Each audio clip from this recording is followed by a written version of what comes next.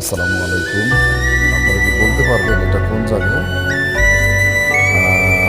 আমাদের দেশের কোন প্রান্তে এটা অবস্থিত সেটা বললেন, আমি তো এইটা চেষ্টা করলাম। আর যাই হোক, যদি না বলতে পারেন কাজটা আমি বলেই দিলে ঠিক আছে। তাছাড়া দেশ ভ্রমণ করা তো সুন্দর, দেশের মায়ায় থাকা